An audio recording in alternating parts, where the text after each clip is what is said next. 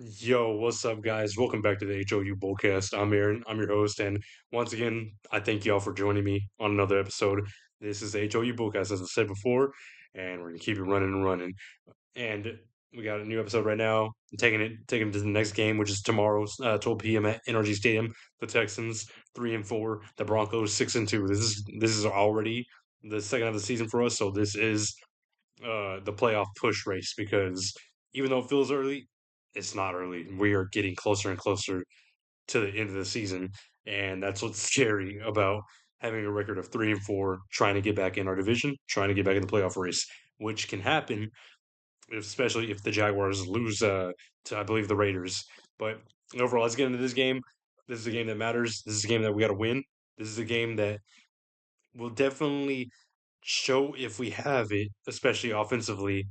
We know we have it defensively because we are a great defense, and everybody's seen that before. They have no doubt about it. It's just the offense. And this is a great test.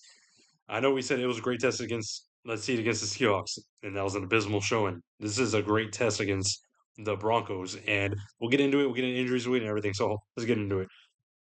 All right, like I said, Texans 3-4, Broncos 6-2 coming into Houston. I'm honestly glad we're not playing in Denver because of the high altitude. Denver is just uh, just a straight tough stadium to play in. The fans are great. Altitude is bad for away teams. So I'm glad we are at home. I'm glad this is we came off a pretty momentum win against a good team like the 49ers. As I said before, people want to say, "Oh, it's because they were injured that we beat them." Even though they're injured, they still are a good team. They had the same injuries and they had beaten the Rams a couple weeks ago. So I'm not gonna sit here and say, "Oh, we got an easy win." No, I'm not gonna say that. So, and it's sort of similar with the Broncos, just because they're missing one key player, and we'll get into that in a little bit. But it's still a great test against a great defense, great coach defense, and great coach offense as well. So let's get into it. Uh, and if I look back, it's because I'm watching the Toronto Blue Jays and LA Dodgers Game 7. I'm rooting for the Blue Jays. Uh, but let's get into it. From Texas offense versus the Broncos defense. Overall ranked, we are 17th ranked as an offense, and the Denver Broncos are ranked fifth overall as a defense. Passing, we are 12th. Broncos are 12th against the pass. Rushing, we are 17th, and the Broncos are 10th against the rush. So when it comes to the offense, of course, we got to hope and pray that Nick Caley comes up with the game plan that he kind of he did scheme up against Robert Salah and the 49ers, which was good to see. Of course, I know I said last week that I didn't want to give Caley credit, but there were plays that you saw that hey, Nick Haley came up with a good game plan with who he was setting up. Like say from Xavier Hutchinson, say from uh, Jalen Noel, key player in that unit. Jaden Higgins, I hope to see more out of him. But the way it's going, Jalen Noel, I think he will take. I think he will step up more than Higgins, which kind of sucks because we Higgins was drafted before him, and they were previously roommates in college. Uh, but with this game, we are coming back. Nico's back. Christian Kirk is back. So that is great additions. It's just hoping that Nick Haley can scheme up the additions that are back, scheming up what works with CJ. We had no sacks last week against the 49ers, which was great because, like I said, the 49ers have a great defense no matter who they're missing, especially when we have a pretty crap offensive line. But it is all about scheming. It is all about giving CJ time. It is all about making the awareness of the other team's defense get blindsided by what play is happening, whether it be bootleg, whether it be you're in shotgun, whether it be in I formation, anything that can catch them off guard because of what they didn't see when looking at film. But when it comes to the rushing side, uh, I don't. It's our rushing is just like you don't know who's going to get more attempts at the rushing. I can see Woody Marks getting me more rushes because he has been looking good, and just Chubb be the sort of just power back for like short situations because the way it's looking, Woody is turning into our premier number one running back because he is that safety valve when it comes to the passing, and he is doing really well when he comes to reading his vision when running, and he does a great feat. He is like Chubb. He's got a you're gonna have to fight him to take him down. And even though Woody Marsh is kind of a smaller back, but he is still great. He is still looking like he has potential to be our future running back one. And there's always, there's trade rumors going around with the Brees Hall or other running backs in the league, but that'll come up. That'll come up soon enough to see what happens if Nick Casario decides to make a move. Because the trade deadline is November 4th, I believe. So we have 3 days left. Yeah, 3 days left of that, but we'll see what happens then. That's not now. When it comes to passing, what I want to see out of Texans offensive line is make more plays happen. What we saw against the 49ers, which is bring in a sixth offensive lineman. You know who the Denver Broncos who the Denver Broncos are defensively. I'm gonna go over their injury report right now. Injury report wise, for the Broncos, uh, they are missing Pat Surtain, defense player of the year, great cornerback, number one cornerback. He's dealing with a pectoral muscle issue, so he will be out for a couple weeks. That is a key injury. From the Broncos. I know fans hate to see the key player like Sertain hurt like that. That'd be us with Stingley. They are missing their safety PJ Locke due to a neck injury. So that is two key secondary players from cornerback, number one cornerback to maybe I don't really know much about the defense. That's just me. I got to look more.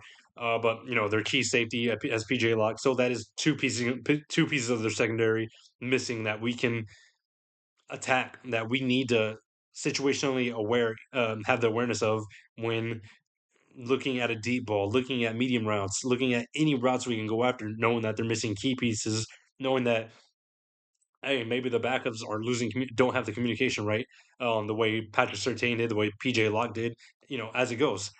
Um, but when it comes to their defensive line, they are when it comes to players, player wise, Nick Bonito coming in with 8 sacks. You got Dre Greenlaw, you got Alex Singleton.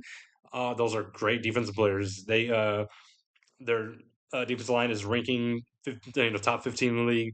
They blitz about 34% of the time, and the way it needs to go is, as I said, we need to bring in 6 offensive linemen, just catch them off guard, catch them with, oh, are they going to run? Are they going to pass? That's how we need to do it to protect CJ, to protect our running backs, because we don't really average enough as we should when it comes to the run game.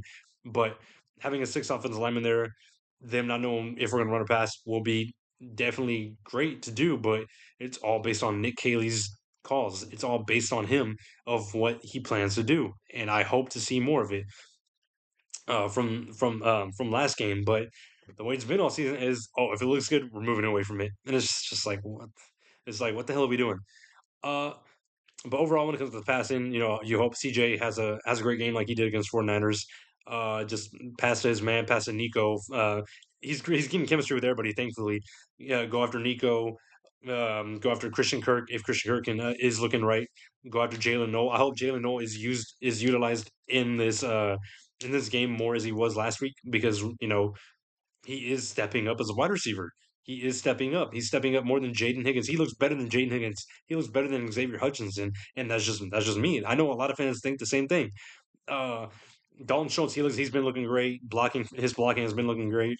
As I said before, when it comes to trade deadline, I do believe we need to go after another tight end. Say David Njoku. It's just what I believe. David Njoku will be a key addition if we can go grab him, because he is good at blocking. He is a great asset in the pass game. But once again, we're talking about this game. So overall, we know the way our offensive line has been all this season. We know when it comes to the Broncos DC and the defense in general, they are going to talk to each other, knowing that let's heavy blitz, let's throw in some stunts, because they know that Texans are pretty bad at reading the stunts, reading the high blitzes, reading the heavy blitzes. So we need to, as I said before, we need to be aware of the situational plays that come when we see a heavy blitz, because we don't need CJ getting hit in under 3 seconds. And CJ, you don't need to be running backwards 18 yards like you did against the Seahawks, but you look great against 49ers, and that's why we need to keep moving forward to win this game, because if our defense can hold their offense, then you know our offense needs to score because of what the defense is doing, whether it be uh, catching some interceptions from Bo Nix, getting fumbling the ball from J.K. Dobbins, getting any turnovers we can in great situational yardage on the field, whether it be on our side, whether it be on the Broncos side, just anything to have, as we were looking great against 49ers, anything to have majority time of possession, because time of possession is how you win games. No matter if people say, oh, they had the ball so long but didn't do much except a field goal. or a slight or just one touchdown, time of possession can still win the game no matter what. It's the NFL. That's what happens when you have the ball longer than the other team. It's a miracle if the team who won has like a way shorter time as possession, but that's if certain situations happen. But it's all about time possession. It's all about scoring your touchdowns, scoring points in general. Just hoping this offense can score the when you need to score. And a great defense like the Broncos this season they are the team you need to beat so that the media, so that NFL in general, so that fans aren't looking at you like, oh, it's the Texans. They're a team that was thought to be good in the offseason, but look at them now, they're trash. And we cannot be looked at as that, especially if we want to fight back into the playoffs, fight back in our division against the Jaguars, against the Colts. This is how we need to be by uplifting ourselves as an offense. And the way we looked against 49ers, the way everybody was pretty happy with each other, hyping each other up, that's the way we need to be. Not know, oh, one drive is trash. We're going to keep the other drives trash as well. We can't have that. We got to keep our momentum strong with the players that we have. All right, let's get into the defensive side of the ball. Um, defensively ranked overall, we are first in the NFL, and the Broncos offensively are ninth in the NFL ranked. Passing defense, we are fourth, and the Broncos offensively passing is our 18th. We are fifth in defensive rushing side of the ball, and Broncos are third in rushing. So when you look at kind of honestly the key differences of their pass being 18th and their rush being third, that just means we gotta be aware of J.K. Dobbins. We gotta be aware of Bo Nix running out of the pocket because he is a situational quarterback that can use his feet to get out of the pocket, and that's why they've been a pretty good offense all season. That's why they are the record that they are at 6-2. So when it comes to this game, we're gonna get injuries right now. We got Danico Autry and Dylan Horton questionable with knee issues, so that's all we got. Injury wise, nobody's out, thankfully. But when it comes to questionable on the injury report, usually they'll play just because questionable isn't like, oh, they're just out unless a few minutes before the game starts out of nowhere they're just a healthy scratch. But I don't see that being an issue because Danico Autry is a key player and we need him to play in a game like this. Same with Dylan Horton. Dylan Horton is a good defense tackle when he's put in rotational depth as a rotational depth piece. When he's alongside Derek Barnett, when he's alongside I can't say his name right. Togalai, I can't say his name. I butchered his name. But when it comes to the Broncos injuries on the offense side of the ball, they are missing Marvin Mims due to a concussion. He's a key wide receiver that will be will be helpful for us. So that we can keep an eye on somebody like Cortland Sutton. Uh, Another injury for them is Nate Atkins, their tight end. So that means they will more likely be heavy on looking for Evan Ingram when it comes to tight end position. So when it comes to I don't know what it is, but we always sometimes can struggle. No, this has been like every season. We kind of honestly struggle against tight ends sometimes. And look, last week we let George Kittle rack up some numbers, get a touchdown. So when it comes to good tight ends, especially good offense teams, we need to calm that. We need to calm the storm by shutting down their wide receivers, shutting down their tight end, making sure our run defense is good because J.K. Dobbins is a great running back. So that's one thing we need to as a defense that we've been all season. We need to settle their offense down the way we have been settling other teams' offense downs. Like the 49ers, we didn't let CMC go off the way he can usually go off. We didn't let Mac Jones go off the way he could have gone off the way he did against the Rams because the Rams are a great defense as well, but he had went off on them. As I said before, Bo Nix knows how to escape. He knows how to use his legs, so don't let him escape the pocket because there are times where we do let quarterbacks escape the pocket, especially if it's third down and long. Like we know from previously from Baker Mayfield against the Buccaneers, there was a third and long, or was it fourth and long? Oh no, it was fourth and long, and he ran out of the pocket, got a first down, and that was their key drive to win the game. We got to watch out for these quarterbacks didn't know how to skate the pocket because there are times where our defensive line does get to the quarterback, but the quarterback can find a hole in that pocket and run out, and then we have no quarterback spy. We have nobody right there to go after him because all of our secondary and all of our coverage is after the wide receivers and tight ends. So we can't let quarterbacks run out of the pocket thinking that they can gain as much yardage as they can. We can't let that happen. and don't let dumb flags happen as say like Aziz Al Shire going after the quarterback, hitting them late, and a flag being thrown for extra yardage. So we can't let unnecessary flags happen the way they shouldn't be happening at all. Uh, when it comes to rankings overall, though, we are ranked one of the best defense lines with our with top five ranked defense, with us blitzing 26% of the time. So, when it comes to blitzes, we aren't heavy on the blitz, but when we do blitz, we are methodical with our blitzes. We send in Jalen Petrie, or hell, we'll send in maybe MJ Stewart.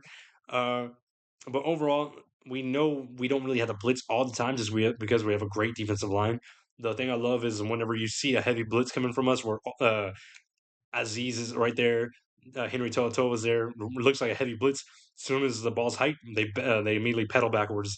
Uh, but overall, what do you call it? With the Broncos, they do have one of the top offensive lines in general with Garrett Bowles at with Garrett Bowles on the offensive line. Um, I forgot who else. I think McGlinchey is on the offensive line. They are a great offensive line. So this will be a great test for our defensive line that we need to fight to get to Bo Nix. Bo Nix knows how to throw the ball. He knows how to throw the ball. He has looked great all season. He's had a couple step backs here and there. Yeah, he's to me he's pretty had it to me from last season, the end of last season. He's having a pretty quiet season, but he's still a great quarterback as it is. But we'll see. I can see our defense. I can see our defense really holding them down as we have with other offenses because our defense is great, but we know how to give up big plays sometimes, and the big plays can hurt us, especially if our offense isn't scoring the points that we need to when it comes to situational awareness. So overall, this game is going to be this to me. This game is going to be a great game. This is an evenly matched up game. Uh, you know, because they do have a great defense. We do have a struggling offense that is pretty bipolar with if they want to do good this game or if they want to do bad this game. And I hope they can do good this game because I forgot to tell you about I am going to this game tomorrow. I plan on recording. I plan on recording, the stuff that they do outside of the stadium. I plan on recording as much as I can during the game because as a fan, you forget to record because you're too key into watching the game. So I will definitely record as much as I can for y'all. I will turn it into a video for the next episode. Maybe I'm more likely I'll do a post game um, with the videos included, or I'll just make a post game and then make another video with the videos included. But we'll see. I'll get with my editor JDW. Thank you once again to JDW. He's the reason for this channel. So subscribe to his channel, JDW Sports Network. He deserves the love. And I say every episode, he is a Colts fan, so us as Texan fans, we're trying to catch up back to the Colts, and him, he's riding high and mighty with his Colts. So congrats to him with their season. Um, but yeah, I will be at the game tomorrow. So if anybody else is there, if y'all do see me, if y'all are subscribers, that'd be nice. If I see someone that is a fan of the Texans and of me, that would honestly make my day. But as I say, if you see this hat with HOU Bullcast, you know who I am. But yeah, I'll be at the game. I'll record as much as I can. This will be a great game. I'm ready for it. I hope the Texans win. I believe the Texans will win. I I can't even really put a score prediction on because this is gonna be a great defensive game. I really believe this will be full on a defensive game with both teams looking good defensively. Because I can be optimistic about offense, but they are still great defense that can stop us because that's how it'll be in the way, and we can stop them as a defense. So I think at the end of the game, it will be maybe honestly,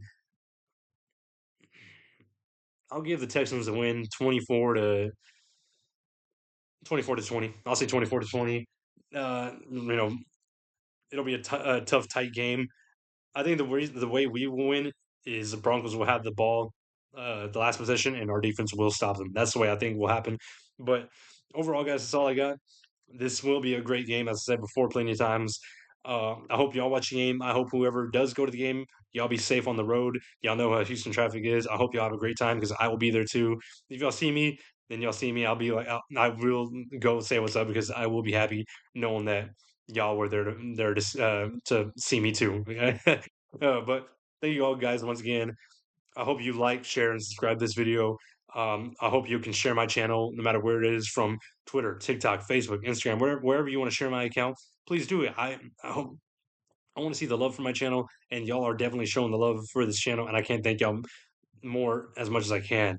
I want to grow this channel into something more. I want to do this one day full time. I want to make more content for every one of y'all.